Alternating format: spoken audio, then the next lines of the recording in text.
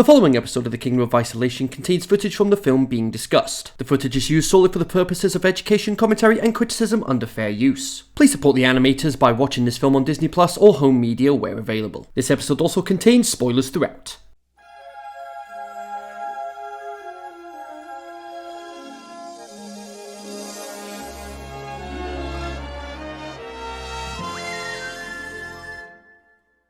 Hello my fellow Disney fans and welcome to the Kingdom of Isolation, where in times of trouble, why not celebrate the magic of Disney? I'm Kenzie Retro, and today we're going to be flying back to Pixie Hollow, chasing fairy dust and unfinished feelings, and stopping at a story that looks light on the surface, but it cuts deep. It cuts a lot deeper than you expect, because we're looking at The Pirate Fairy, released in 2014. And so here we are. We're in the final year of the Disney Toon Studios films. We've still got two more to cover, which also somehow came out this year in 2014 as well. So here we go. It isn't just about lost dust and high seas adventures. It's about betrayal, identity, and what happens when someone you trust chooses a different world over you. Zarina wanted more, Tink wanted answers, and somewhere between Neverland and the open ocean, friendship fractures, loyalty blurs, and isolation quietly takes the wheel. This is the first Disney production since the death of Hans Conried to feature someone other than Corey Burton as the voice of Captain Hook, who we know better as James in this particular entry. So, what's interesting as well is that this doesn't show the Disney Fairies branding at the start of the film, curiously, whereas the previous entries did. So settle in, whether you're watching this by yourself at midnight or drifting off through your own Neverland. So here we go. Joel McNeely is back once again, and wait, hang on, what? No opening narration this time? Wow, this is turning out to be a real departure from what we've seen previously.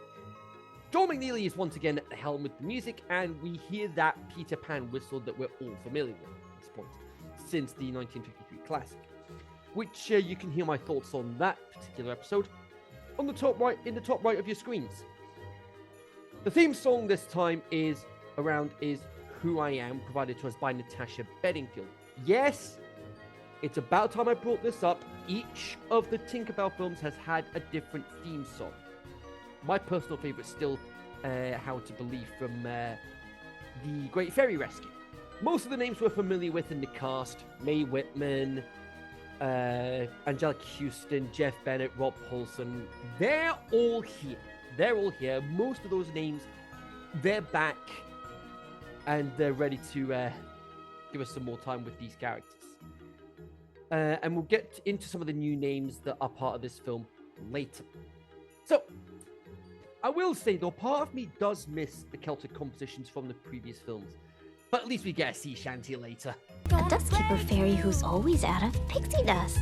Ironic, isn't it? Now, Who I Am is a really nice start to the film, as it comes across to me as embracing your true self. And that's just my perspective. We sprinkle dust on top of something, and it floats. Well, that's just how pixie dust works. Well, yes, I know, but why is the question? We're introduced to Zarina, given that she has a Z on her apron. She's voiced by Christina Hendricks, who was last seen in the Kingdom of Isolation as Gabby Gabby in Toy Story 4. Dust keepers are forbidden to tamper with pixie dust. Zarina heads home and has a book with pixie dust experiments. She has one speck of blue pixie dust and starts having a shot with one of the experiments that involves sunflower seeds.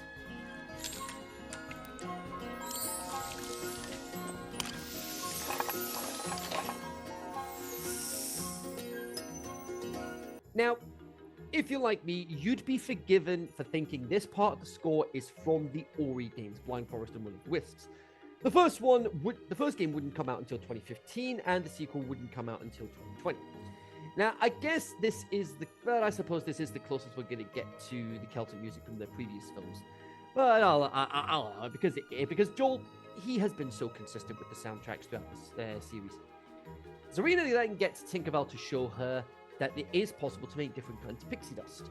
After Zarina managed to make orange dust, which helps refract the light. Now they've made the purple dust just before making the rest of the talents, only to end up spilling the pink pixie dust, which causes plants to grow to abnormally large sizes. And judging by the shaking of the house, this is not going to end well.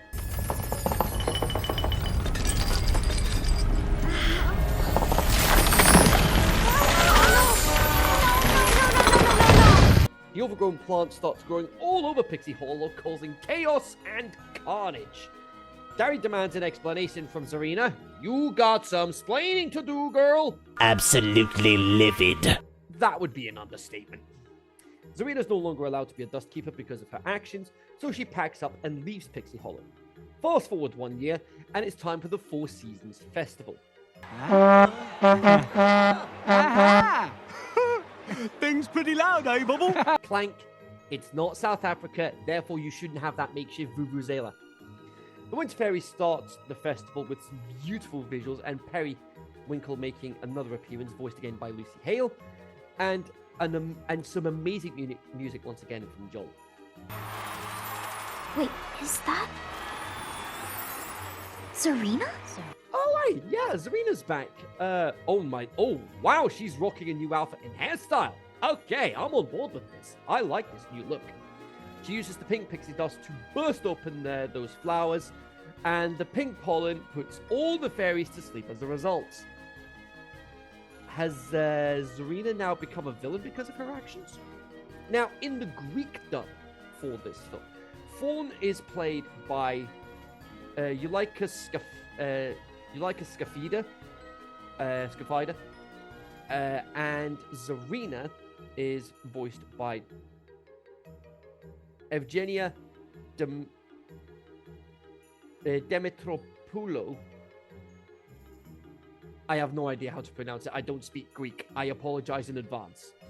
Tink's group and Clank are the only ones awake. They see the damage that's been done, and the damage being done is there's no more blue pixie dust. Because Zarina decided to steal all of it for later. Meaning without it, the fairies can't fly. And the time for what might be the biggest adventure up to this point. Great! Now there's pirates. Maybe they're nice pirates. Pirates are never nice! Well, I had to paraphrase K-pop Demon Hunters at some point. Zarina is working with pirates. And she's also their captain as well. Fairies try to take back the blue pixie dust, leading to a game-changing moment in this adventure. And we've only just got started.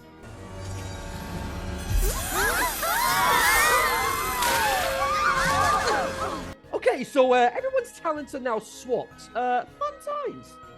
Oh boy, here we go. So let's try and piece together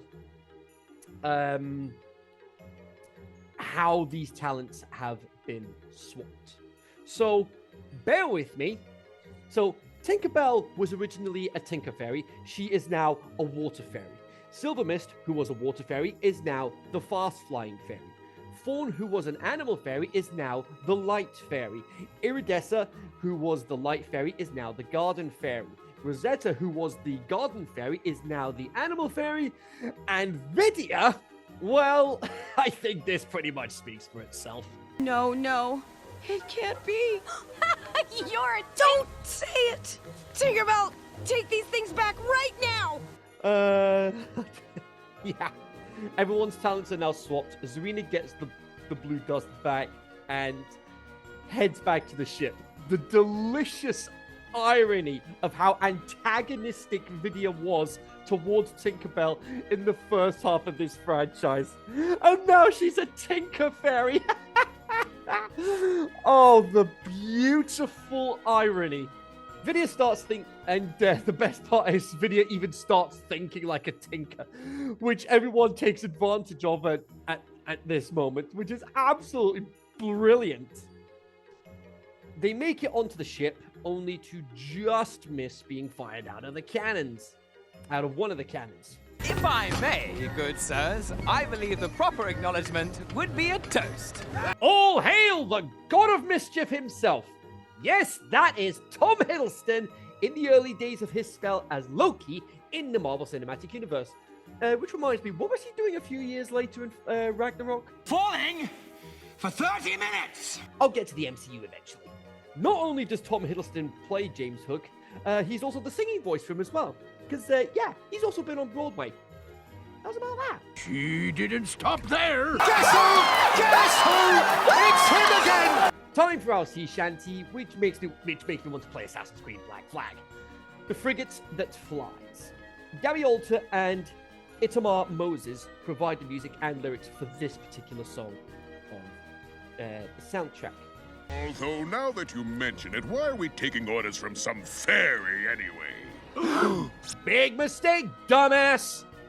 It's been a while since I've been able to say we have our lots of fun song. And we've got it right here. A good fun sea shanty. Because why not? It's pirates, get a sea shanty, and we're gonna have a blast. Just don't use the blast that yeets you out of the cannons. And then, so yeah, off to Skull Cove we go. And the fairies then discover that Zarina is making her own pixie dust tree, which will be used to make the ship fly. Silver Mist has a seasick episode. Joys of being a fast fairy, I suppose, especially when you're not used to it.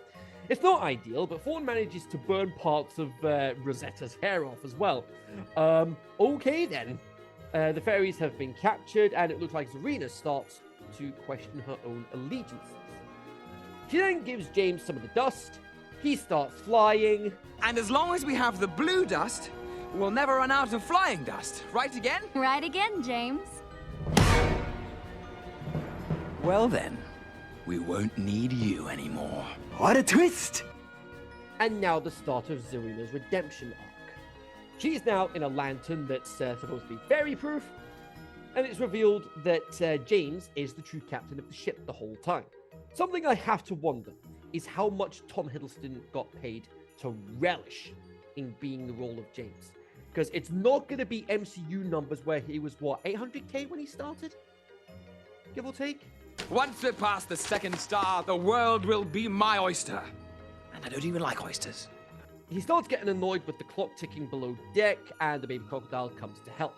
They escape. The crew's about to set sail. They get the blue dust only to be stopped by James.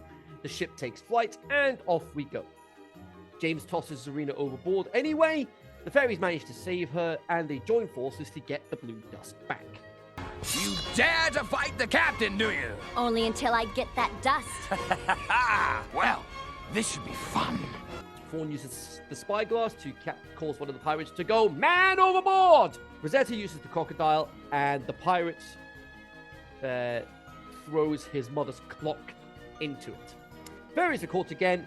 James is back on course. Zarina breaks free, takes the blue dust back, turns the ship away from the star again, and everyone goes overboard.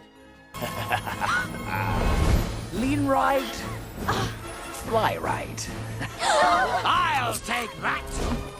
Okay, never mind. James gets the dust back, collects a hook. One speck of blue dust escapes. Zarina takes it and throws it at James, causing this to happen.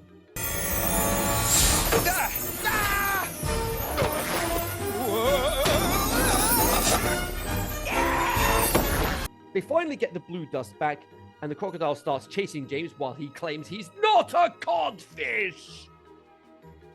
Zarina's redemption arc is now complete, and back to Pixie Hollow we go. We get another amazing track to finish, Weightless, which was a previously unreleased track by Natasha Bedingfield, and once again, I got a bit choked up at this moment. Now, interesting thing here is, it was initially used on the film's scratch recording, but it was so well received that Peggy Holmes, the director of this film, decided to make the song permanent. Gary's glad that Zarina's back home, and she has a name for the new talent that she has. Pixie Dust Alchemy. Zarina gets to perform her alchemy at the festival, giving everyone their talents back, and the colors of their dresses changing back to their original colors as well. 5 from 5? Let's see what the scores say. The story gets a 9 out of 10. The Pirate Fairy delivers a surprisingly strong and engaging story that balances adventure with emotional stakes. The narrative moves briskly while still giving weight to its themes of curiosity, belonging, and consequence. It feels confident in its direction and never talks down to its audience, making it enjoyable for younger viewers and longtime fans of the Pixie Hollow world, including myself now. I'm officially a fan of this franchise. The characters, gonna give it 10. The film truly shined in its characters, especially through Zarina's journey. Her arc from a gifted, inquisitive fairy to an outcast and ultimately someone who finds her place again is handled with care and nuance. Zarina is one of the franchise's most compelling characters, and her motivations feel understandable and earned. The supporting cast complements her story well without overshadowing it. Visuals, another 10. Visually, the Pirate Fairy is a standout. The introduction of the different colors of pixie dust, which then lead to the different colors of dresses that the fairies end up having because of the talent swap, adds a fresh layer of creativity and spectacle to the world of Pixie Hollow. Each color feels distinct and purposeful, expanding the lore in an exciting way, with the notable exception of the blue dust, which was introduced earlier in the franchise in Tinkerbell and the Lost Treasure. The pirate setting, action sequences, and magical effects are all vibrant and memorable. The soundtrack, another 10, because why not? Look, it's Joel McNeely at the helm. You are not gonna fault him doing the music in this franchise. The soundtrack elevates the film at every turn. It enhances, bare words, both the sense of adventure and emotional beats, blending seamlessly with the visuals. The music helps give the film its energy and heart, making key moments land even more effectively. Finally, the legacy, which I'm going to give a 7.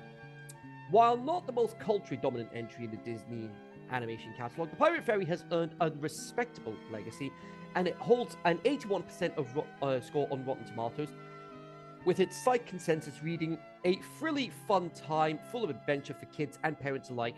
The Pirate Fairy will make you keep believing in fairies, because we do. The film grossed just under $64 million at the box office, reflecting solid, if modest, commercial success. So slightly lower than what the previous entry made, and it was a major success because the worldwide totals for this film so far are as follows.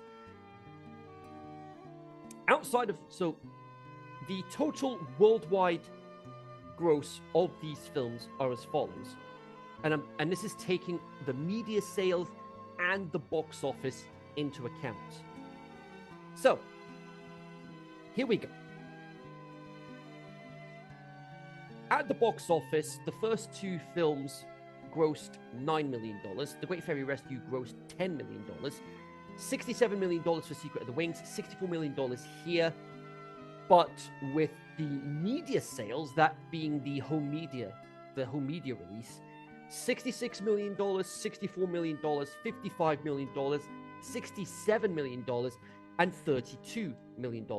So the worldwide totals so far are $75 million for Tinkerbell and the Lost Treasure with $73 million, The Great Fairy Rescue with $65 million, $134 million for Secret of the Wings, making it the highest grossing entry in this franchise, and $96 million for The Pirate Fairy. So, yeah, absolutely amazing. So, overall, these films have been successful, not necessarily at the box office, but combining it with the home media releases, yeah, combining them together, they have been a huge success. So, its real legacy lies in how fondly it's remembered by fans for expanding Pixie Hollow's mythology and introducing one of its strongest characters. will we get to see her in Legend of the Never Beast? We'll find out soon enough. Because that's going to be the last film in not only the franchise, but also the last ever Disney Toon Studios film we're going to look at. But we've still got one more to look at beforehand. In the meantime, yes, I can recommend this one, absolutely. So the overall score is 92%. The Pirate Fairy is a visually dazzling, emotionally grounded entry in the Tinkerbell franchise, anchored by an excellent central character and a sense of adventure that fully commits to its magical premise. So that 92% puts it on the same level as Lilo and Stitch 2, which I am going to put ahead of the Pirate Fairy. And so yeah, there we go. But it is still very, very respectable. So it is just missing out on the top 10. But that being said, it is still a very respectable score. So like I said, yes, I can definitely recommend this one. And that is it for this episode of the Kingdom of Isolation. If you enjoyed this episode, hit the thumbs up. And if you want to be part of the Kingdom of Isolation yourself, you can hit the subscribe button down at the bottom, click the bell, turn on notifications so you don't miss when an episode goes live. I've got a passes page as well where you can see extended and uncut episodes of the Kingdom of Isolation as well. But yeah, so we've got 2 more episodes to go this year. And those episodes are going to be, again, Tinkerbell and the Legend of the Never Beast. But the next episode is going to be Planes, Fire, and Rescue. But until then, make each moment count, and I'll see you guys next time in the Kingdom of Isolation.